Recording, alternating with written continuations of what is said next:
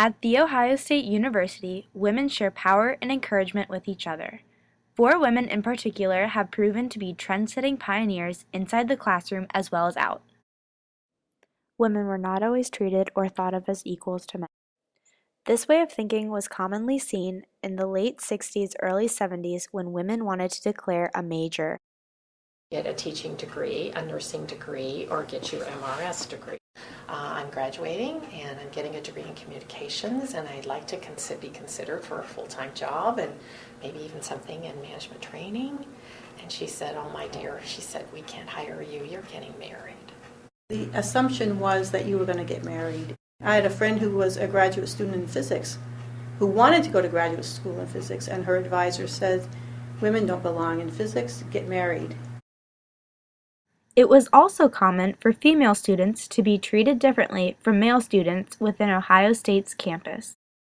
You had restrictions on your activities as a female that male students didn't.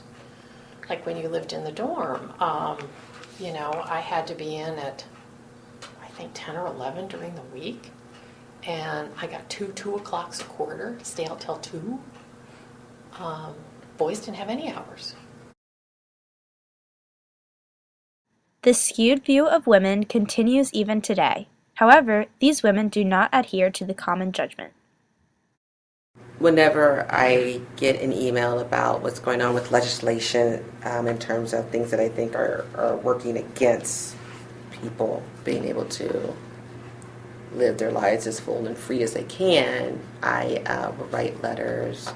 I work with young children from a very diverse background, and the way that I feel I work towards equity is trying to be non-sexist in the classroom, with interactions with children, with materials presented, with experiences that are presented, as well as different families from around the world.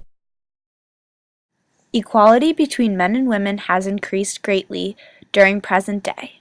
Yet, it is agreed upon by the 4 trend-setting pioneers that women still need to progress more.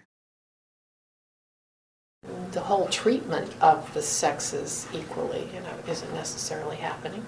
We don't have the representatives in Congress that are leading the country. You can't look at one potential woman as president. I want 20 candidates.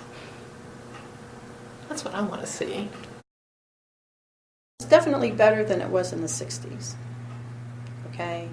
But in the past maybe 10 years, I've known women who have been on the faculty who have left for other universities because they were not appreciated here, and once they move somewhere else, they have huge salaries and big promotions. And that is pretty typical of the experience I've had. I think that with the women's place and all of those things, I think it's better.